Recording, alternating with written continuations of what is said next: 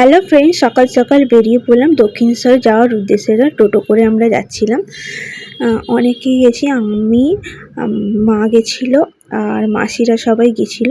চলো এবার দেখা হচ্ছে দক্ষিণেশ্বরে। দক্ষিণেশ্বরে চলে গেছে, দক্ষিণেশ্বরের ব্রিজের ওপরে। আর মামাম যাই দেখছি কিনবে বলে হাত বাড়াচ্ছে। দক্ষিণেশ্বরে পুজো দিয়ে সোজা চলে যাচ্ছিলাম আদ্যাপীঠে।